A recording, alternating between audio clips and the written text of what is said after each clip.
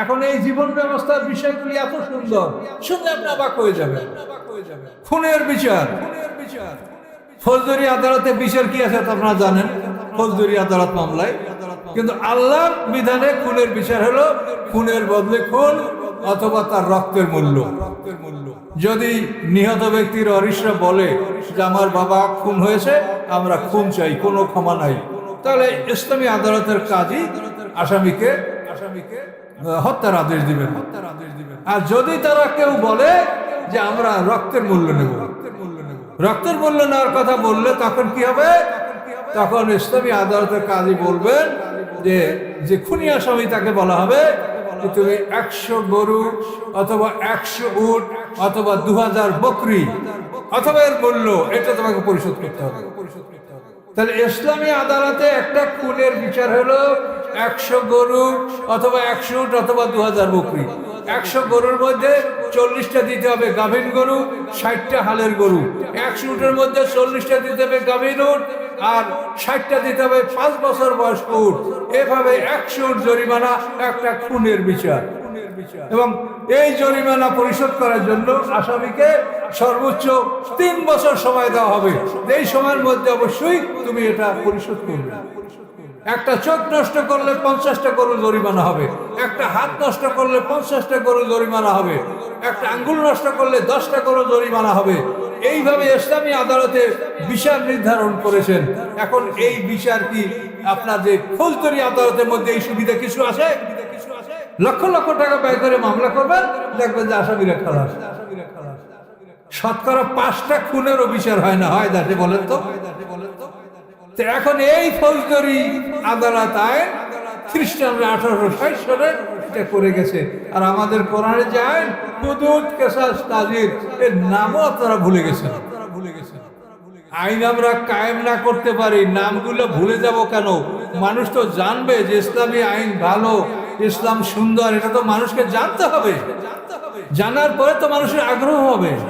আল্লাহ রাসূলের জামানায় অনেক ইহুদিরা আল্লাহ রাসূলকে সমর্থন করেছে যে মুহাম্মদ সাল্লাল্লাহু আলাইহি ওয়াসাল্লাম বেঁচে থাকলে আমরা সুখে থাকবো।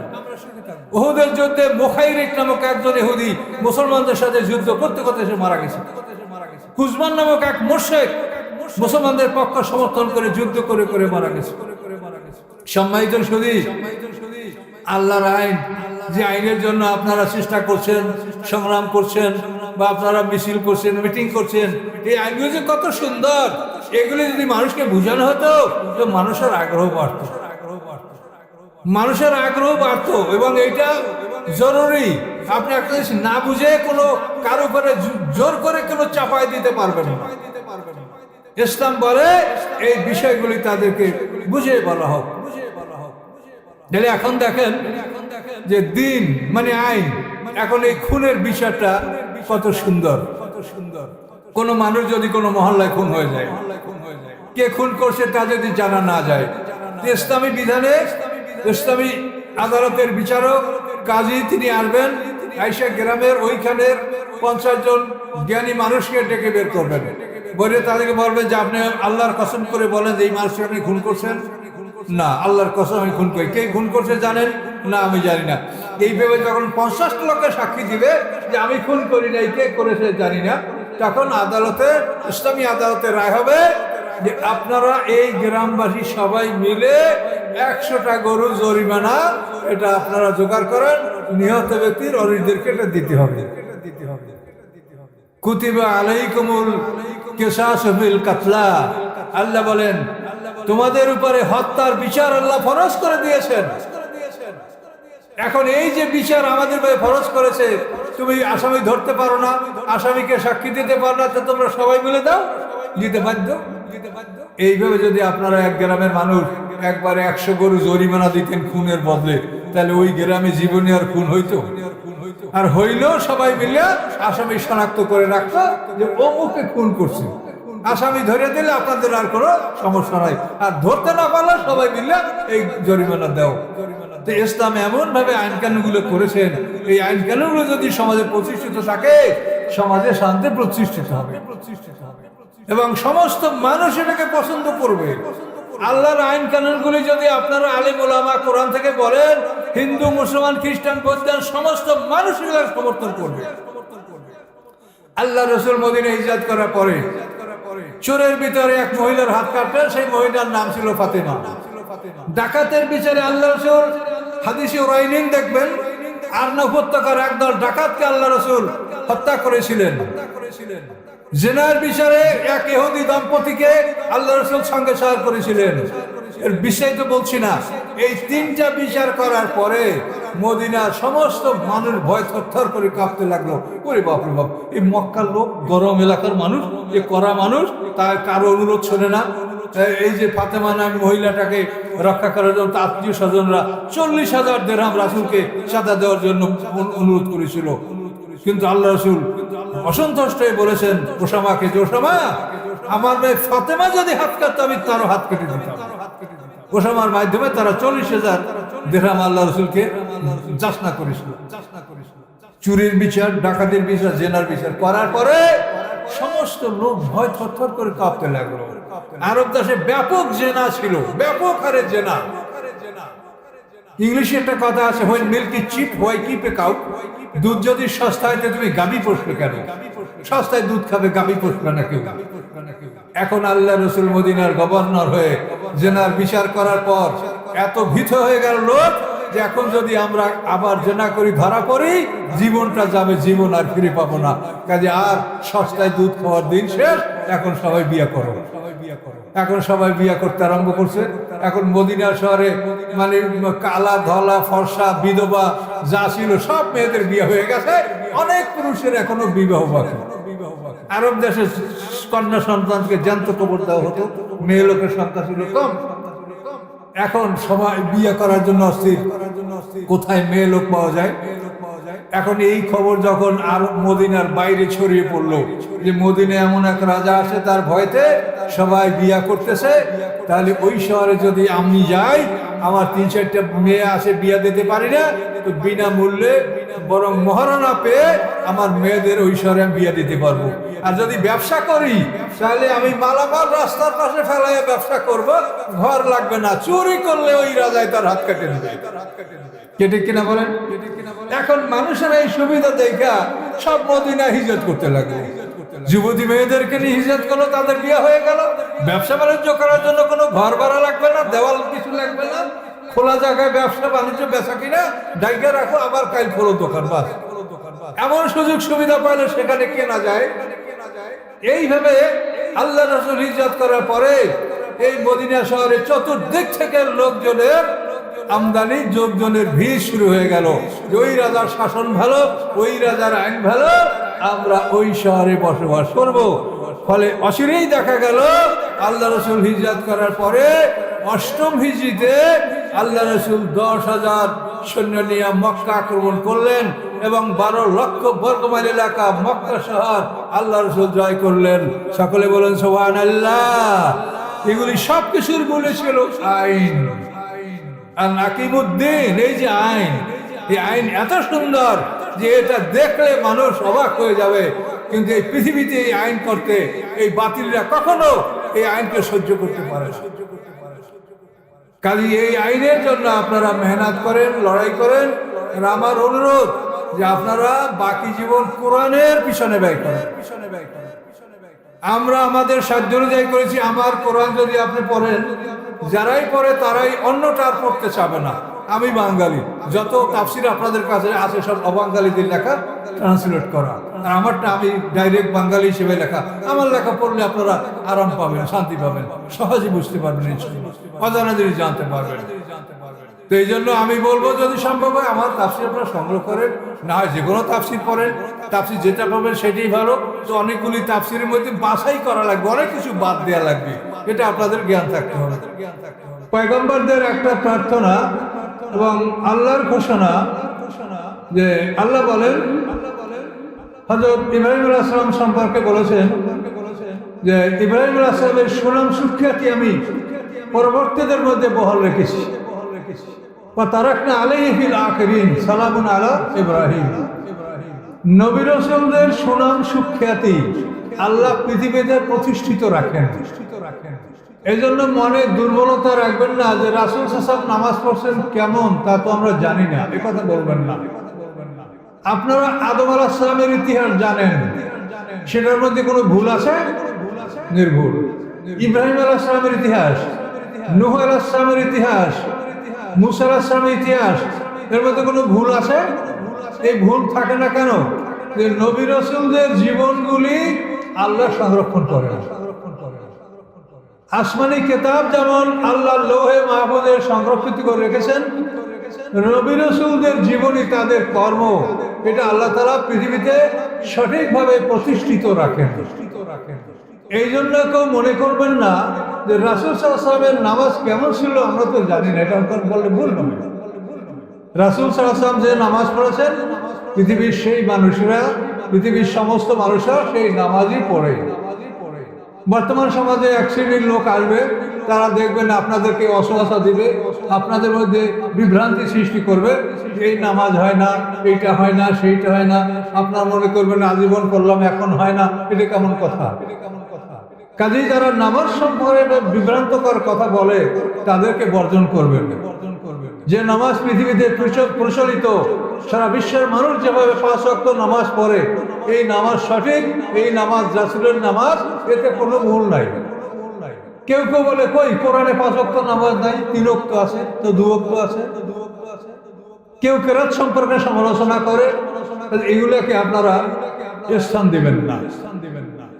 এবং তারা বিভ্রান্ত সৃষ্টি করে যে রাসূল কেমন নামাজ পড়ছে আমরা কেমনে জানবো?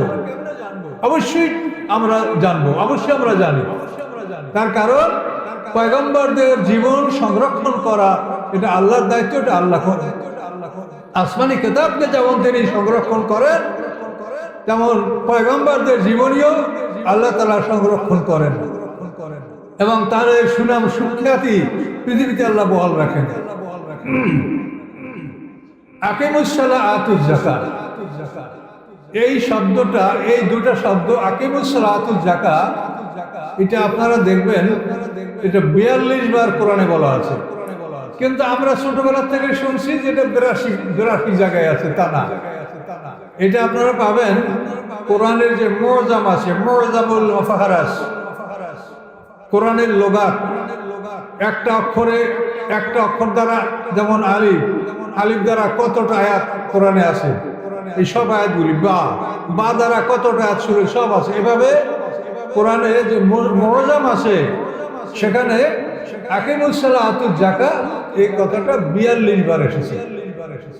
একবার আসলেও যথেষ্ট, আল্লাহ যদি একবার বলেন তাও যথেষ্ট।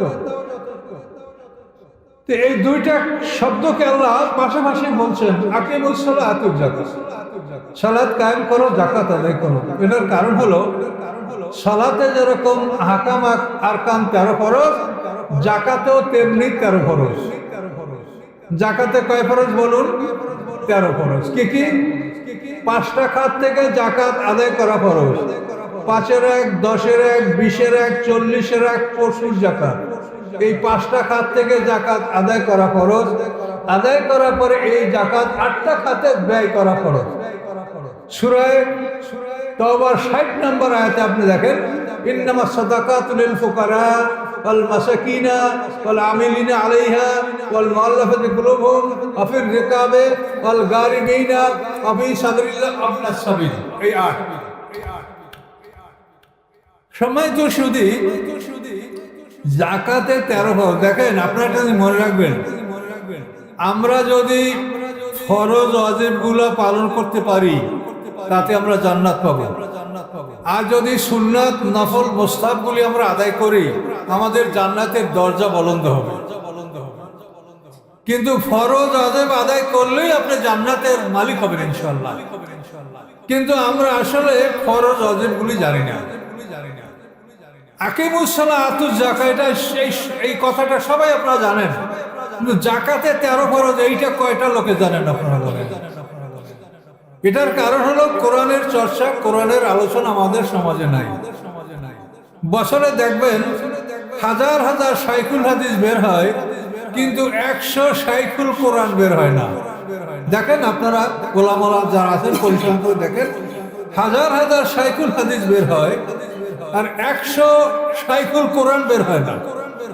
এখন আসেন জাকাতে 13 ফরজ, 5টা খাত থেকে জাকাত আদায় করা ফরজ। প্রথম হলো 5-এর 1। আল্লাহ রাসূল বলেন আফিল মাআদানে ওয়া রিকাজে আল খুমুস, গুপ্তধন এবং খনিজ সম্পদে 5 ভাগের 1 ভাগ জাকাত দেওয়া ফরজ। আল্লাহ তাআলা কোরআনে জাকাত দিতে বলেছেন, কিন্তু এর ব্যাখ্যা দিয়েছেন রাসূল। আল্লাহর রাসূলের ব্যাখ্যা ছাড়া আমরা জাকাত কিভাবে দিব এটা আমরা বলতে পারি না। তো আল্লাহ রাসূল বলেছেন গুপ্তধন এবং খনিজ সম্পদে 5 ভাগের 1 ভাগ জাকাত দেওয়া ফরজ। গুপ্তধন হলো মাটির মধ্যে যদি সম্পদ আপনি লুকানো পান। খনিজ সম্পদ যেটা তেল গ্যাস আমাদের আছে, আমাদের যে গ্যাস দৈনিক হাজার হাজার কোটি টাকার গ্যাস বিক্রি হয়, আল্লাহ আদেশ করেছেন এই গ্যাসের 5 ভাগের 1 ভাগ টাকা জাকাত ফান্ডে জমা হবে। তো এখন আপনি ভেবে দেখেন, গ্যাস বিক্রি করা 5 ভাগের 1 ভাগ টাকা যদি জাকাত ফান্ডে জমা হয়, তাহলে শীতকালে কম্বল দিবেন, কম্বলের টাকার কি আপনার খোঁজ করা লাগবে অন্য জায়গায়? হ্যাঁ, বন্যা আসে, এখন বন্যার্থদের সাহায্য করবেন, এজন্য কি আপনার ভিক্ষা করতে হবে? জাকাত ফান্ডে আপনি যদি গ্যাস বিক্রি করার 5 ভাগের 1 ভাগ টাকা জমা করেন, হাজার হাজার কোটি টাকা জাকাত ফান্ডে জমা হবে। এবং এগুলি দেশের যখন দুর্যোগ, কোনো ক্যাটাস্ট্রফি, কোনো দুর্যোগ ক্যালামিটি আসে, তখন এই সময় এটা কাজে লাগানো হবে। তো আল্লাহ তাআলা কোরআনে যা বলেছেন সেগুলি আমরা যদি আমল না করি, এগুলির নাম হলো দিন কায়েম। আপনি যদি এটা কায়েম করতে পারেন যে জাকাত দিতে হবে। আমি এর আগেও বলছি যে আমার ধর্মপ্রদর্শটাকে বলেছি যে আপনি এগুলি সরকারকে জানান, তারা আমল না করে না করুক, দায়িত্ব পালন করেন আমাদের পক্ষ থেকে, যে আইন কানুনগুলো তাদেরকে জানান যে এই আইন কোরআনে আছে, এটা আপনারা করেন, করলে করবেন, না করলে না করবে, কিন্তু আমাদের দায়িত্ব হলো প্রচার করে দেওয়া। আলাইকাল বালাগ ওয়া আলাইনাল হিসাব। কিন্তু তিনি বলেছেন কিনা আমি সব খবর জানি না, মনে হয় বলেননি। তো এইভাবে খনিজ সম্পদের জাকাত এটা যখনই তুলবে তখনই জাকাত। কিন্তু আপনি যে ব্যবসার মালের নগদ টাকার জাকাত বছরে একবার, কিন্তু খনিজ সম্পদের জাকাত যখন তুলবেন তখন জাকাত।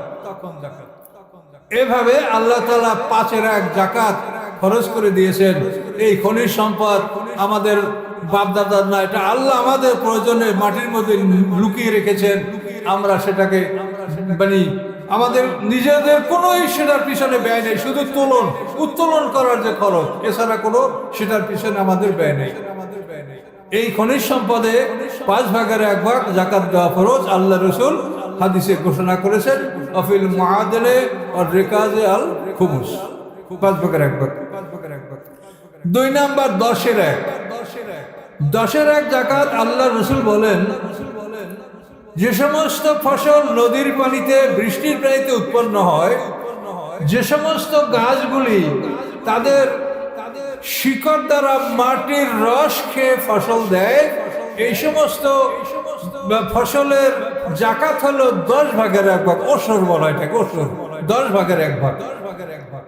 তাহলে আপনার আম গাছ, কাঁঠাল গাছ, নারকেল গাছ, সুপারি গাছ, কলা গাছ, এই সমস্ত যারা শিকড় দ্বারা রস চুষে ফল দেয়, এই ফল যদি 26 মণ হয়, 5 অসাক, কেতাবে পাবেন আরবিতে 5 অসাক, 3.5 1 সা, 60 সাই 1 অসাক, এর 5 অসাক পরিমাণ ফসল, এর থেকে উপরে যারা পাবেন তাদেরকে 10 ভাগের 1 ভাগ জাকাত দিতে হবে।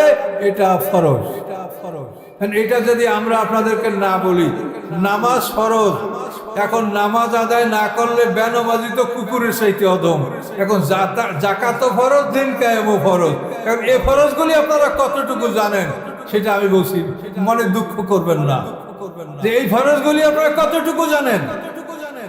আর না জানার কারণ হলো যে আমরা কোরআন নিয়ে কথা বলি না। আমরা যারা 2-4-10 জন আছি কোরআন নিয়ে কথা বলার মানুষ, অন্যান্য অনেক আলেমরা আবার তাদের বিরোধিতা করে। মানুষ হঠাৎ করে বলে ওই অমুকে উনি হাদিস মানে না, তা আপনাদের মন খারাপ হয়ে যাবে, মোজাম্মেল হক সাহেব হাদিস মানাতে তার কি শুনবো। এভাবে আমাদের বিরুদ্ধে তারা কথা বলে। কোন হাদিস আমরা মানি না সেটা বলে যে এই হাদিস আপনি মানেন না, তখন আমি তার জবাব দেই যে এটা কেন মানি না, মানলে কি হয়, মানলে আপনি মুশরিক হবেন, এটা আপনি জানেন না, বোঝেন না। কোন হাদিস আমি মানি না সেটা বলেন আমাকে, আমি বুঝে বলছি যে কেন মানি না। আমিও জান্নাতের আশায় কষ্ট করছি, আমিও এই জান্নাতের আশায় আমার প্রিন্সিপাল পদে চাকরি, আমার 10 বছর চাকরি থাকতে আমি চাকরি রিজাইন দিয়া আমি কোরআন গবেষণা করেছি আল্লাহর রহমতে। আল্লাহর কাছে বলেছি যে আল্লাহ জীবনের বাকি সময়টা কোরআনের জন্য আমি অক্ষর করে দিলাম, আপনি কবুল করেন। আল্লাহ হয়তো কবুল করেছেন, যার জন্য আমি অল্প সময়ের মধ্যে আমি 30 পারা কোরআন শরীফের তাফসীর লিখেছি, 3000 পৃষ্ঠা অবধি 10 পারা। আপনারা তো নিয়ে আসছি 2টা খণ্ড, 2টা সেট, 10 খণ্ডে আমি কোরআন শরীফের তাফসীর লিখেছি। আলাদার সিরিজে আমি 11টা বই আবার লেখা হয়েছে, রাসূলের জীবনী ইনশাআল্লাহ বাইর হয়েছে।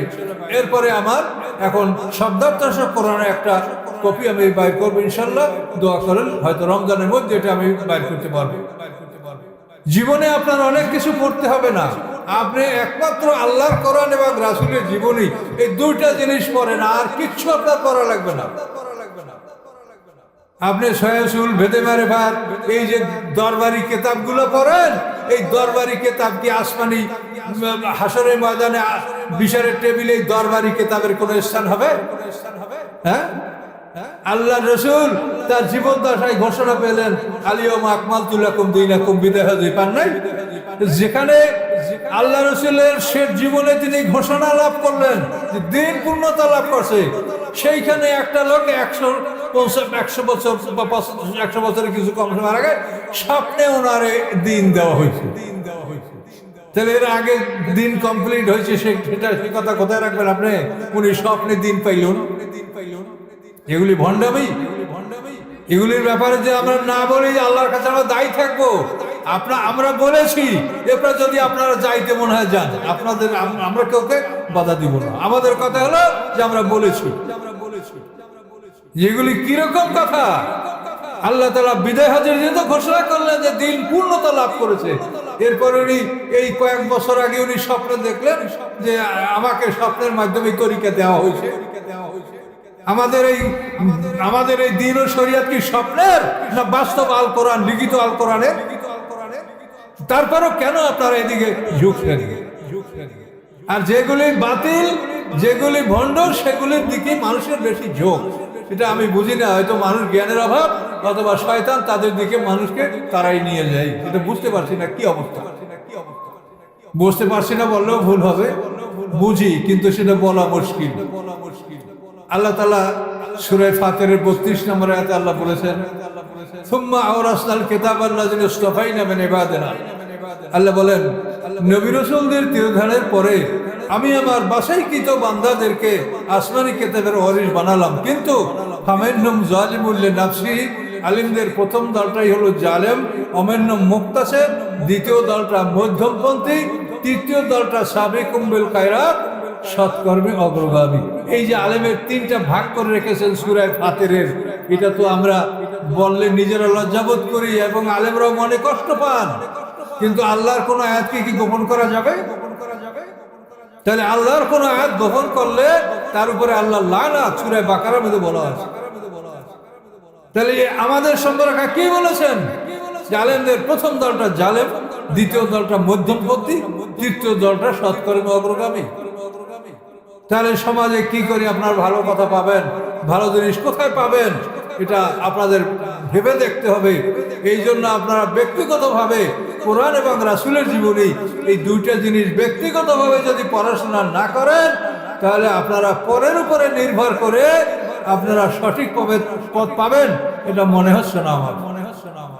এই 2টা জিনিসকে নিজ দায়িত্বে, নিজ জ্ঞানে, এই কোরআন রাসূলের জীবনী। আমি মানুষকে বহু আগে থেকে এই কথা বলতেছি যে আপনারা কোরআন এবং রাসূলের জীবনী 2টা জিনিস পড়েন, কিন্তু আল্লাহ আমাকে তৌফিক দিয়েছেন যে এই 2টা জিনিস আমাকে আল্লাহ তাআলা করার ক্ষমতা আল্লাহ দান করেছেন, যে আমি কোরআনেরও তাফসীর লিখেছি, রাসূল সাল্লাল্লাহু আলাইহি ওয়াসাল্লামের জীবনী আমি লিখেছি। সমাজের অবস্থা দেখেন, বিগত সরকার যা গেল তো গেল, সে সময় আমাদের সমাজের আলেম সমাজের বৃহৎ একটা দল তাদের সমর্থক ছিল। আবার দেখবেন ঘুরে তারা আবার পরবর্তীতে যখন সরকার আসবে তাদের কাছেও তারা আবার প্রিয় হতে সক্ষম হবে। কাজে এগুলির পরিণাম যে কি হবে সেটা দেখবেন হাসরের ময়দানে। আল্লাহ কোরআন পাকে বলে, হে রাসূল, আপনি যদি তাদের সাথে আপোষ করেন তারা আপনার সাথে আপোষ করবে, আর বাতিলের সাথে আপোষ করা কুফরি পর্যায়ের গুনাহ। মুদাহানাত, আমার আলোয়াদার এই বইতে এটা পাবেন যে আহলে কিতাবদের কাফের হওয়ার 4টা কারণ: কিতমান, সেদাত, ইলহাস, মুদাহানাত। আমার যে ছোট বই আলোয়াদা থাকতে পারে আপনাদের কাছে, এই বই বহু আগে থেকে আমি লিখছি, এখন 11 নম্বর পর্যন্ত এই বই হয়েছে আমার। কিতমান, সেদাত, ইলহাস, মুদাহানাত। কিতমান হলো সত্যকে গোপন করা, সিদাত হলো আল্লাহর পথ থেকে মানুষকে বাধা দেওয়া, ইলহাদ হলো কোরআনের বাঁকা অর্থ করা, মুদাহানাত অর্থ বাতিলের সাথে আপোষ করা। এই 4টি অপরাধ যদি আহলে কিতাবদের মধ্যে থাকে, সেই আহলে কিতাব, সেই আলেমরা তারা কাফের হবে। সব কিছু কোরআনে বলা আছে, সব কিছু কোরআনে বলা আছে। অহংকার করলে হবে না আমি মাওলানা সাহেব, আমি আলেম, এই অহংকার করলে হবে না। আমি যে কত বড় অপরাধী সেটা আল্লাহ জানেন। কাজে আমরা অহংকার ত্যাগ করে সকলকে কোরআনের কাছে ফিরে আসতে হবে। পুরা কোরআন প্রচার করা ফরজ। আমরা আলেম, আমরা যদি এই পুরা কোরআন প্রচার না করি, আমরা ফরজ তরকের গুনাহ নিয়ে আমাদের মৃত্যু হবে। ইয়া আইয়ুর রাসূল বাল্লিগ মা উনজিলা ইলাইকা মির রাব্বিক, হে রাসূল, আপনি প্রচার করুন, রবের পক্ষ থেকে আপনার উপরে যা অবতীর্ণ সেটা প্রচার করুন। এই বাল্লিগ আমরের সিগা আদেশ। কাজে পুরো কোরআন প্রচার করা আমাদের জন্য ফরজ। কাজে এই বিষয়ে আমরা কি করছি, আমরা কিভাবে সময়টা নষ্ট করছি? আমি এভাবে আলেমদেরকে বহুবার বহু পরামর্শ দিয়েছি যে আপনারা প্রত্যেক জুমার খুতবার দিন 1 রুকু তাফসীর করেন, তাহলে বছরে 52 সপ্তাহ 52 রুকু হয়ে যাবে। 10 বছরে আপনার 520 রুকু হয়ে যাবে 10 বছরে। তারপর আরো 5 মাস, 10 বছর 5 মাসে আপনার পুরো কোরআন তাফসীর শেষ হয়ে যাবে। যদি জুমার খুতবায় আপনারা 1 রুকু করে তাফসীর করেন। তাবলীগ জামাতকে পরামর্শ দিয়েছি যে আপনারা 30টা দল, 30টা জামাত বের করেন, 30টা জামাতের কাছে 30 পারা কোরআন শরীফ ভাগ করে দিয়ে তাদেরকে ছেড়ে দেন 40 দিনের জন্য। তারা এই 40 দিনে পুরো কোরআন সারা দেশে প্রচার করতে পারবে। আমি এই পরামর্শ তাদেরকে দিয়েছি। আমাদের কাজ হলো পরামর্শ দেওয়া, মানবেন না, বিচারের জন্য আল্লাহ যথেষ্ট।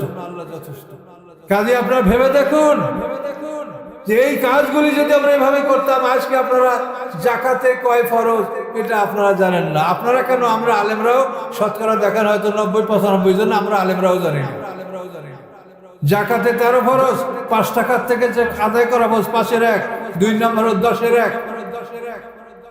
যে ফসলগুলি বৃষ্টির পানিতে হয়, নদীর পানিতে হয়, যে গাছগুলি শিকড় দিয়া মাটির রসকে এগুলো আশারিয়ান বলা হয়, ফল দেয়, তাদের জাকাত হলো 10-এর 1।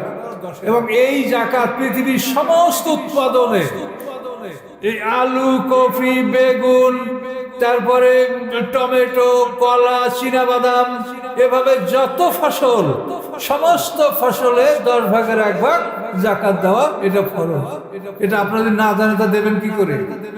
এবং কোরআন পাকে বলা হয়েছে ওয়াতু হাক্কাহু ইয়াওমা হাসাদি, তুমি যেদিন ফসলটা কাটো সেদিনই তার জাকাতটা দিয়ে দাও। কোরআন আয়াত পরিষ্কার, ওয়াতু হাক্কাহু ইয়াওমা হাসাদি। তুমি খাজুর কাটছো, তোমার খেজুর বাগানের খেজুর, তুমি ওইখানে বসে এই 10 ভাগের 1 ভাগ তুমি বিলি করে দিয়ে বাকিটা বাড়ি নিয়ে আসো। তোমার ধান, গম, তোমার আম বাগানের আম ভেঙেছো, ওখানে বসে 10 ভাগের 1 ভাগ তুমি জাকাত দিয়ে দাও, বাকি 9 ভাগ তুমি নিয়ে এসো। আল্লাহ তাআলা কোরআন পাকে এই বিধান বলেছেন। তা আপনারা কি মনে করেন ফরজ তরক করলে কি জান্নাতে যাওয়া যাবে? আমি আগেই বলেছি, জান্নাতে যাওয়ার জন্য আপনার অন্তত ফরজ ওয়াজিব এই 2টা আমল যদি আপনাদের থাকে আপনারা জান্নাত পাবেন। আর সুন্নাত নফল যদি আদায় করতে পারে দরজা বুলন্দ হবে। জান্নাতের 8টা গ্রেড, আপনি হয়তো নিচের গ্রেড থেকে উপরে গ্রেড লাভ করবেন যদি আপনার মধ্যে সুন্নাত নফল মুস্তাহাব আমল থাকে। কিন্তু ফরজ ওয়াজিব না পালন না করে কোনো মানুষ জান্নাতের আশা করতে পারে না। পারে?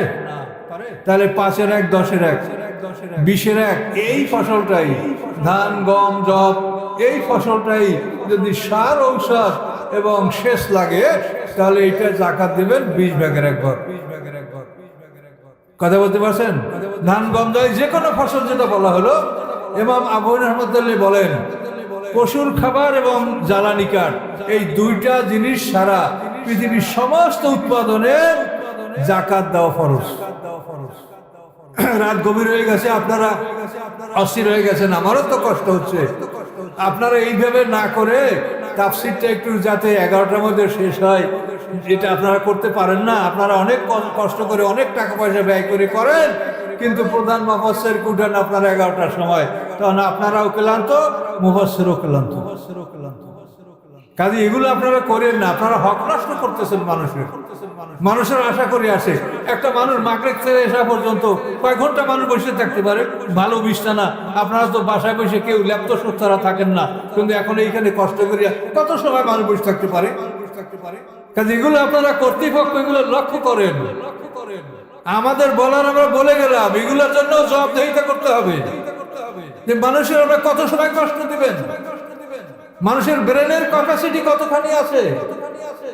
কাজে সব বিবেচনা করে আপনারা কাজ করেন। যার সামনে যতটুকু সময় আছে এই সময়টুকু আল্লাহর পথে ব্যয় করেন, এই উসিলে আল্লাহ আপনাকে মাফ করতে পারে। আল্লাহ বড় ক্ষমাশীল, আল্লাহ বড় দয়ালু, তিনি ক্ষমা করার জন্য প্রস্তুতি আছেন। আমরা ক্ষমা চাইলেই তিনি ক্ষমা করবেন।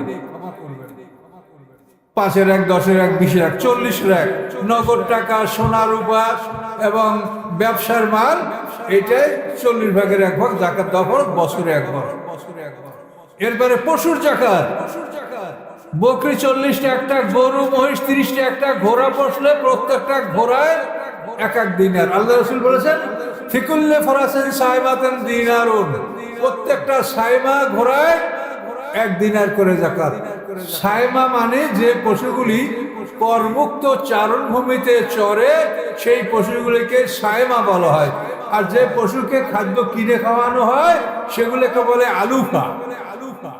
আলুফা পশু মানে যে পশুকে খাদ্য কিনে খাওয়াতে হয়, অথবা ওষুধ দেওয়া জমিনে লালিত পালিত হয়, সেই পশুর যাকাত হবে না। এগুলি ইসলামী আইন হইলে তখন আপনারা ব্যাপক ব্যাখ্যা এগুলি পাবেন। আমরা শুধু আপনাদের সজাগ করে দিচ্ছি যে দিন কায়েম করতে চাই আমরা, দিনটা কি সেটা মানুষকে আগে বলেন, বুঝান, তাহলে সবাই দিন কায়েমের জন্য আগ্রহী হবে। অনেক মানুষ তো নামাজ পড়ে কিন্তু দিন কায়েমের বিরোধিতা করে। অনেক মানুষ অনেক অনেক অনেক মানুষ নামাজ পড়ে দিন কায়েমের বিরোধিতা করে। তারা দিন কিনা জানে না, তারা দিন মনে করে রাজনীতি। না, দিন কি? দিন হলো আল্লাহর আইন কানুন, জীবন বিধান। তাহলে আপনি 5 টাকার থেকে যাকাত আদায় করবেন, 8 টাকাতে ব্যয় করবেন। সূরা তাওবার 60 নম্বর আয়াতে ওই 8টা খাত উল্লেখ করা আছে। আচ্ছা, এরপরে আইন কানুন সম্বন্ধে আপনাদেরকে আরেকটু আলাপ করি। দিন মানে আইন, এবং এই দিন কায়েম করা এতই জরুরি যে আকিমুসসালাহ আকিমুদ্দিন, নামাজ কায়েম করো, দিন কায়েম করো। যে শব্দ দ্বারা আল্লাহ সালাত কায়েম করতে বলেছেন, সেই শব্দ দ্বারা আল্লাহ দিন কায়েম করতে বলেছেন। কষ্ট করে একটু বসেন, আমিও বেশি সময় আলাপ করব না, একটু সময় বসেন, এত সামান্য সময় আলোচনা করে আমরা কথা বন্ধ করব। সম্মানিত সুধী, আমাদের দিন কি? আমাদের দিন হচ্ছে হুদুদ, কিসাস, তাদির, দণ্ডবিধান। ইসলামের যে সিরাতাল মুস্তাকিম রাস্তা, জান্নাতে যাওয়ার রাস্তাটা, সূরা বাকারা সূরা ফাতিহা আমরা দৈনিক 32 বার পড়ি। ফাতিহা সূরাটা দৈনিক 32 বার। 17 আর 15 কত হয়? ফরজ 17 রাকাত আর সুন্নাত 15 রাকাত, 32 বার। এই সূরার মধ্যে যে সিরাতাল মুস্তাকিম রাস্তার কথাটা আমরা বলি, এই রাস্তাটা কিসের রাস্তা? এই রাস্তাটা হলো কোরআন পাক দ্বারা নির্মিত রাস্তা। ওই সিরাতাল মুস্তাকিম রাস্তার বিধানদাতা হচ্ছেন, ইঞ্জিনিয়ার হচ্ছেন আল্লাহ তাআলা। এই রাস্তা নির্মাণের প্রধান দায়িত্বশীল হলেন মুহাম্মদুর রাসূলুল্লাহ সাল্লাল্লাহু আলাইহি ওয়াসাল্লাম। ওই রাস্তা নির্মাণের লেবার হচ্ছে সাহাবায়ে কেরাম। ওই রাস্তা নির্মাণের মালামাল হচ্ছে কোরআন শরীফের 2 মলাটের মাঝখানে। সকলে বলুন সুবহানাল্লাহ। কি বলছি বুঝতে পারছেন? সিরাতাল মুস্তাকিম রাস্তা, যেটা আপনি সূরা ফাতিহা দৈনিক 32 বার পড়েন, এই রাস্তাটা কিসের তৈরি? এই রাস্তার প্ল্যান দাতা স্বয়ং আল্লাহ তাআলা। এই রাস্তা নির্মাণ করার প্রধান দায়িত্বশীল মুহাম্মদ রাসূলুল্লাহ সাল্লাল্লাহু আলাইহি ওয়াসাল্লাম। এই রাস্তা তৈরি করার লেবার আছে সাহাবায়ে কেরাম। এই রাস্তা লেবার করার মাল মেটেরিয়ালস কোরআনের 2 মলাটের মধ্যে যা আসে, এগুলি দ্বারা সিরাতাল মুস্তাকিম রাস্তা তৈরি করা হয়। এখন কোরআনের তাফসীর না শুনলে আপনারা এগুলো কি করে বলবেন? সিরাতাল মুস্তাকিম সবাই জানেন, কিন্তু কি আসল সেটা? এই হলো সে রাস্তা। এই রাস্তাটা ভেঙে কেউ যেন বাইপাস করতে না পারে, কিন্তু ইহুদি খ্রিস্টান এই রাস্তাটাকে ভেঙে বাইপাস করছে কিনা বলেন? বাইপাস করে দিয়েছে। আর আল্লাহ পরিষ্কার নিষেধ করেছে, ওয়ান্না হাযা সিরাতি মুস্তাকিমান ফাত্তাবিউহু, আমার এই রাস্তা সিরাতাল মুস্তাকিম, তোমরা এই রাস্তায় চলো। ওয়ালা তাত্তাবিউস সুবুলা, বিভিন্ন রাস্তায় তোমরা ঢুকো না, এটাই ওটা সেটাই। যদি ঢোকো ফাতাফাররাকু মিন সাবিলি, আল্লাহর রাস্তা থেকে তোমরা বিচ্যুত হয়ে পড়বে। পরিষ্কার করে আল্লাহ বলেছেন। এই রাস্তাকে তারা ইহুদি খ্রিস্টানরা ভেঙে কি করেছে দেখেন। আমরা বলি দিতে হবে যাকাত ওসর, ওরা দিতে হবে ইনকাম ট্যাক্স ভ্যাট। কি বোঝেন কথা? আমাদের কোরআন কি বলে? দিতে হবে যাকাত ওসর, আর ওরা কি বলে? Income tax VAT. এইভাবে ওরা আমাদের শরীয়তের বিধানকে ধ্বংস করেছে। 1860 সনে মুসলমানদের কাজী পদ বিলুপ্ত করে সেখানে ওরা ফৌজদারি আদালত আইন ওরা সেখানে প্রবর্তন করেছে। আর মুসলমানদের সিরাতাল মুস্তাকিমে বিচার বিধানের নাম হচ্ছে হুদুদ, কিসাস, তাজির। বলেন হুদুদ, কিসাস, তাজির। এই 3টার নাম কি আপনারা জানেন? তা তাহলে আপনারা মুসলমান অনেক কিছু জানেন, তাহলে আপনি যেটা জিজ্ঞাসা করবেন সেইটাই জানেন না। এটার কারণ কি? কারণ হচ্ছে আমরা দায়ী, আপনারাও দায়ী। আমরা আলেমরা বলি না, আপনারা আলেম থেকে আদায় করে নেন না। আপনারা তাফসীর মাহফিলে কি শোনেন সেটা আপনারাই বোঝেন।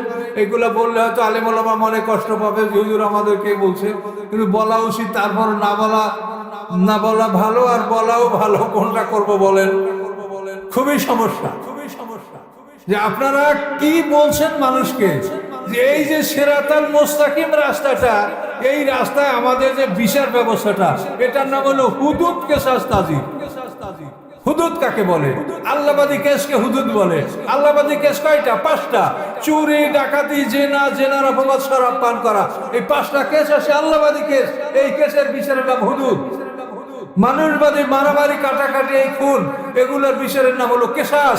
জেনারেল কেসের বিচারের নাম হলো তাজির। হুদুদ, কিসাস, তাজির, এইটা হলো সিরাতাল মুস্তাকিমের বিচার ব্যবস্থার নাম। কিন্তু আপনারা সে নামও জানেন না। ফৌজদারি আদালতটা তো জানেন সবাই, ঠিক কিনা? ফৌজদারি আদালত জানেন না সবাই? ব্রিটিশের আইন ফৌজদারি আদালত, কিন্তু আল্লাহর কোরআনের আইন, আমরা মুসলমান, আমাদের সিরাতাল মুস্তাকিমের আইন হুদুদ, কিসাস, তাজির, এর নামও আমরা জানি না। আমি কি করব বলেন? আমার 11 সময় তাফসীর করতেছেন, আমি আপনার শুধু একটু ধারণা দিচ্ছি যে তাফসীরটা কি, আর আপনাদের শোনা উচিত কি, আর আপনারা শোনেন কি আর করেন কি। এইটা আপনাদেরকে আমি বলে যে আমার বলার কি আর বয়স আছে? আল্লাহ জানেন যে আবার আপনার সাথে দেখা হবে কি হবে না, না হওয়ার সম্ভাবনাই বেশি। তারপর হতেও পারে। কোরআন শরীফের তাফসীর লিখছি আর বারবার ভাবছি আল্লাহ মরে যাব, হয়তো রাত্রে জাগছি, সারা রাত লিখেছি যে আল্লাহ মরে গেলে হয়তো আর লিখতে পারবো না। আল্লাহ লেখার তৌফিক দিয়েছে। তারপর আরো অনেক কিছু লিখে ফেলেছি, আল্লাহ লেখার তৌফিক দিয়েছে। যদি আল্লাহ বাঁচিয়ে রাখেন তা আরো লিখবো। সবসময় লেখাপড়া, যতক্ষণ পর্যন্ত সুস্থ থাকি, না ঘুমাই, শুধু লেখাপড়ার উপরে থাকি। আপনাদের দোয়া, আল্লাহর রহমত। তা আপনারা কি অসন্তুষ্ট হন আমার কথায়? বোঝেন আমার কথা কি বলছি? তাহলে এই যে তাফসীর জিনিসটা সমাজে নাই, না থাকলে আপনারা শিখবেন কি? আপনার যেটা জিজ্ঞাসা একটা কথারও জবাব দিতে পারবেন না। অথচ আপনারা মুসলমান, একজন অনেক বয়স হয়েছে, অনেক জ্ঞান রাখেন, কিন্তু আসলে কোরআন সম্পর্কে কোনো জ্ঞান নেই। এই জন্য আপনারা মনে কষ্ট নিয়েন না, হুজুরে আমাকে মন্দ ভুলে গেছে, এটা মনে করিয়েন না। আমি যেটা কোরআনের সত্য এবং যেটা করা আপনাদের উচিত সেই পরামর্শটা আমি দিলাম। একটা তাফসির মাহফিলে মোট আলোচনার সময় রাখবেন 2 ঘন্টা। এই 2 ঘন্টায় ম্যাক্সিমাম। একটা মানুষের ব্রেন ক্যাপাসিটি কত সময় আছে? আমার তাফসির যারা শোনে মন দিয়া, তারা বলছে যে আমরা 1 ঘন্টার বেশি আপনার তাফসির শুনে মাথায় ধরে রাখতে পারি না। 1 ঘন্টার পর কি বলেন আর মনে রাখতে পারি না। কাজে ব্রেনের একটা ক্যাপাসিটি আছে। কাজে এগুলো আপনারা ক্যাপাসিটি নষ্ট করে গভীর রাতে এখন আপনাদেরকে আমি কষ্ট দিচ্ছি। তারপরও আসছি যখন কিছু না বললেও হয় না। তা আপনার বিষয়টা বুঝছেন? দিন কাকে বলে? এগুলির নাম হলো জীবন ব্যবস্থা আইন। এখন এই জীবন ব্যবস্থার বিষয়গুলি এত সুন্দর, শুনলে আপনি অবাক হয়ে যাবেন। খুনের বিচার, ফৌজদারি আদালতে বিচার কি আছে আপনারা জানেন, ফৌজদারি আদালত মামলায়। কিন্তু আল্লাহর বিধানে খুনের বিচার হলো খুনের বদলে খুন অথবা তার রক্তের মূল্য। যদি নিহত ব্যক্তির অরিসরা বলে যে আমার বাবা খুন হয়েছে, আমরা খুন চাই, কোনো ক্ষমা নাই, তাহলে ইসলামী আদালতের কাজী আসামিকে হত্যার আদেশ দিবেন। আর যদি তারা কেউ বলে যে আমরা রক্তের মূল্য নেব, রক্তের মূল্য নেওয়ার কথা বললে তখন কি হবে? তখন ইসলামী আদালতের কাজী বলবেন যে খুনি আসামি, তাকে বলা হবে যে তুমি 100 গরু অথবা 100 উট অথবা 2000 বকরি অথবা এর মূল্য এটা তোমাকে পরিশোধ করতে হবে। তাহলে ইসলামী আদালতে একটা খুনের বিচার হলো 100 গরু অথবা 100 উট অথবা 2000 বকরি। 100 গরুর মধ্যে 40টা দিতে হবে গাভীন গরু, 60টা হালের গরু। 100 উটের মধ্যে 40টা দিতে হবে গাভীন উট আর 60টা দিতে হবে 5 বছর বয়স্ক উট। এভাবে 100 উট জরিমানা একটা খুনের বিচার।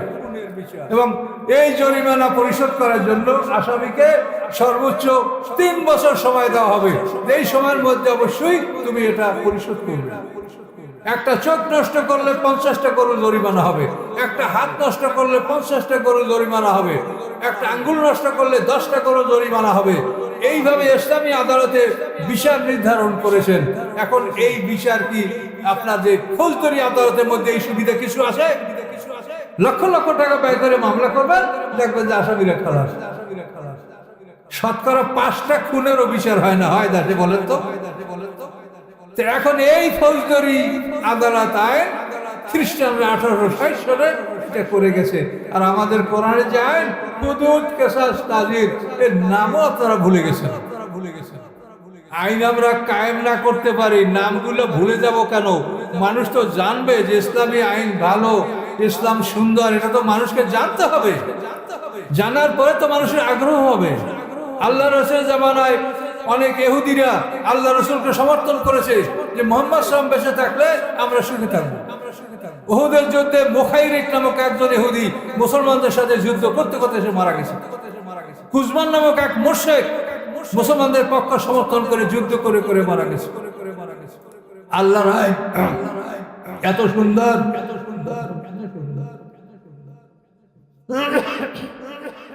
সম্মানিত সুধী, আল্লাহর আইন যে আইনের জন্য আপনারা চেষ্টা করছেন, সংগ্রাম করছেন, বা আপনারা মিছিল করছেন, মিটিং করছেন, এই আইনগুলো যে কত সুন্দর, এগুলি যদি মানুষকে বোঝানো হতো তো মানুষের আগ্রহ বাড়ত, মানুষের আগ্রহ বাড়ত। এবং এইটা জরুরি। আপনি একটা জিনিস না বুঝে কোনো কারো উপরে জোর করে কোনো চাপাই দিতে পারবেন না। ইসলাম বলে এই বিষয়গুলি তাদেরকে বুঝিয়ে বলা হোক। তাহলে এখন দেখেন যে দিন মানে আইন, এখন এই খুনের বিষয়টা কত সুন্দর। আল্লাহ কোরআন এভাবে যে বিষয়টা বিধানটা যে দিয়েছেন,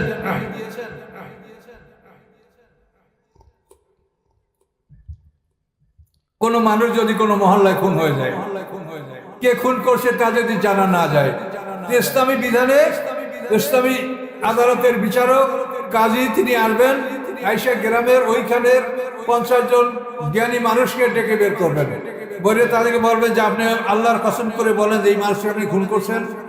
না, আল্লাহর কসম আমি খুন করি। কে খুন করছে জানেন? না, আমি জানি না। এইভাবে যখন 50 লোকের সাক্ষী দিবে যে আমি খুন করি নাই, কে করেছে জানি না, তখন আদালতে ইসলামী আদালতে রায় হবে যে আপনারা এই গ্রামবাসী সবাই মিলে 100টা গরু জরিমানা এটা আপনারা জোগাড় করেন, নিহত ব্যক্তির অরিদেরকে এটা দিতে হবে। কুতিবা আলাইকুমুল কিসাসু ফিল কাতলা, আল্লাহ বলেন তোমাদের উপরে হত্যার বিচার আল্লাহ ফরজ করে দিয়েছেন। এখন এই যে বিচার আমাদের ভাই ফরজ করেছে, তুমি আসামি ধরতে পারো না, আসামিকে সাক্ষী দিতে পারো না, তো তোমরা সবাই মিলে দাও, দিতে বাধ্য। এইভাবে যদি আপনারা এক গ্রামের মানুষ একবারে 100 গরু জরিমানা দিতেন খুনের বদলে, তাহলে ওই গ্রামে জীবনে আর খুন হইতো? আর হইলেও সবাই মিলে আসামি শনাক্ত করে রাখতো যে অমুকে খুন করছে, আসামি ধরে দিলে আপনাদের আর কোনো সমস্যা নাই, আর ধরতে না পারলে সবাই মিলে এই জরিমানা দাও। ইসলাম এমন ভাবে আইন কানুনগুলো করেছেন, এই আইন কানুনগুলো যদি সমাজে প্রতিষ্ঠিত থাকে, সমাজে শান্তি প্রতিষ্ঠিত হবে এবং সমস্ত মানুষ এটাকে পছন্দ করবে। আল্লাহর আইন কানুনগুলি যদি আপনারা আলেম ওলামা কোরআন থেকে বলেন, হিন্দু মুসলমান খ্রিস্টান বৌদ্ধ সমস্ত মানুষ এগুলো সমর্থন করবে। আল্লাহ রসুল মদিনায় হিজরত করার পরে চোরের ভিতরে এক মহিলার হাত কাটলেন, সেই মহিলার নাম ছিল ফাতেমা। ডাকাতের বিচারে আল্লাহ রসুল হাদিসে ওরাইনিন দেখবেন, আরনা উপত্যকার একদল ডাকাতকে আল্লাহ রসুল হত্যা করেছিলেন। জেনার বিচারে এক ইহুদি দম্পতিকে আল্লাহ রসুল সঙ্গে সার করেছিলেন। এর বিষয় তো বলছি না। এই 3টা বিচার করার পরে মদিনার সমস্ত মানুষ ভয় থরথর করে কাঁপতে লাগলো। ওরে বাপ রে বাপ, এই মক্কার লোক, গরম এলাকার মানুষ, এই কড়া মানুষ, তার কারো অনুরোধ শোনে না। এই যে ফাতেমা নামী মহিলাটাকে রক্ষা করার জন্য তার আত্মীয় স্বজনরা 40,000 দিরহাম রাসূলকে সাদা দেওয়ার জন্য অনুরোধ করেছিল, কিন্তু আল্লাহ রসুল অসন্তুষ্ট হয়ে বলেছেন ওসামাকে, যে ওসামা, আমার মেয়ে ফাতেমা যদি হাত কাটতো আমি তারও হাত কেটে দিতাম। ওসামার মাধ্যমে তারা 40,000 দিরহাম আল্লাহ রসুলকে যাচনা করেছিল। চুরির বিচার, ডাকাতির বিচার, জেনার বিচার করার পরে সমস্ত লোক ভয় থরথর করে কাঁপতে লাগলো। আরব দেশে ব্যাপক জেনা ছিল, ব্যাপক হারে জেনা। ইংলিশে একটা কথা আছে, when milk is chip why keep a cow. দুধ যদি সস্তা হয় তুমি গাভী পোষবে কেন? সস্তায় দুধ খাবে, গাভী পোষবে না কেউ। এখন আল্লাহ রসুল মদিনার গভর্নর হয়ে জেনার বিচার করার পর এত ভীত হয়ে গেল লোক যে এখন যদি আমরা আবার জেনা করি ধরা পড়ি, জীবনটা যাবে, জীবন আর ফিরে পাবো না। কাজে আর সস্তায় দুধ খাওয়ার দিন শেষ, এখন সবাই বিয়ে করো। এখন সবাই বিয়ে করতে আরম্ভ করছে। এখন মদিনা শহরে মানে কালা ধলা ফর্সা বিধবা যা ছিল সব মেয়েদের বিয়ে হয়ে গেছে, অনেক পুরুষের এখনো বিবাহ বাকি। আরব দেশে কন্যা সন্তানকে জ্যান্ত কবর দেওয়া হতো, মেয়ে লোকের সংখ্যা ছিল কম। এখন সবাই বিয়ে করার জন্য অস্থির, কোথায় মেয়ে লোক পাওয়া যায়। এখন এই খবর যখন আরব মদিনার বাইরে ছড়িয়ে পড়লো যে মদিনায় এমন এক রাজা আছে, তার ভয়তে সবাই বিয়া করতেছে, তাহলে ওই শহরে যদি আমি যাই, আমার 3-4টা মেয়ে আছে, বিয়া দিতে পারি না, তো বিনামূল্যে বরং মহারণা পেয়ে আমার মেয়েদের ওই শহরে আমি বিয়া দিতে পারবো। আর যদি ব্যবসা করি, তাহলে আমি মালামাল রাস্তার পাশে ফেলাইয়া ব্যবসা করব, ঘর লাগবে না, চুরি করলে ওই রাজায় তার হাত কেটে দেবে। কেটে কিনা বলেন? এখন মানুষের এই সুবিধা দেখা সব মদিনা হিজরত করতে লাগলো। যুবতী মেয়েদেরকে নিয়ে হিজরত করলো, তাদের বিয়ে হয়ে গেল। ব্যবসা বাণিজ্য করার জন্য কোনো ঘর ভাড়া লাগবে না, দেওয়াল কিছু লাগবে না, খোলা জায়গায় ব্যবসা বাণিজ্য বেচা কিনা ডাইকে রাখো, আবার কাল খোলো দোকান, বাস। এমন সুযোগ সুবিধা পাইলে সেখানে কেনা যায়। এইভাবে আল্লাহ রাসূল হিজরত করার পরে এই মদিনা শহরে চতুর্দিক থেকে লোকজনের আমদানি, যোগজনের ভিড় শুরু হয়ে গেল। ওই রাজার শাসন ভালো, ওই রাজার আইন ভালো, আমরা ওই শহরে বসবাস করব। ফলে অচিরেই দেখা গেল আল্লাহ রসুল হিজরত করার পরে 8ম হিজরিতে আল্লাহ রসুল 10,000 সৈন্য নিয়ে মক্কা আক্রমণ করলেন এবং 12 লক্ষ বর্গমাইল এলাকা মক্কা শহর আল্লাহ রসুল জয় করলেন। সকলে বলেন সুবহানাল্লাহ। এগুলি সব কিছুর মূলে ছিল আইন। আর নাকিমুদ্দিন, এই যে আইন, এই আইন এত সুন্দর যে এটা দেখলে মানুষ অবাক হয়ে যাবে।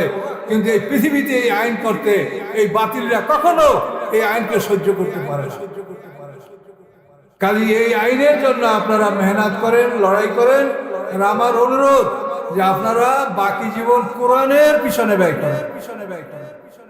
আমরা আমাদের সাধ্য অনুযায়ী করেছি। আমার কোরআন যদি আপনি পড়েন, যারাই পড়ে তারাই অন্যটা আর পড়তে চাবে না। আমি বাঙালি, যত তাফসির আপনাদের কাছে আছে সব অবাঙালিদের লেখা, ট্রান্সলেট করা, আর আমারটা আমি ডাইরেক্ট বাঙালি হিসেবে লেখা। আমার লেখা পড়লে আপনারা আরাম পাবেন, শান্তি পাবেন, সহজে বুঝতে পারবেন, অজানা জিনিস জানতে পারবেন। তো এই জন্য আমি বলবো, যদি সম্ভব হয় আমার তাফসির আপনারা সংগ্রহ করেন, না হয় যে কোনো তাফসির পড়েন। তাফসির যেটা পাবেন সেটাই ভালো।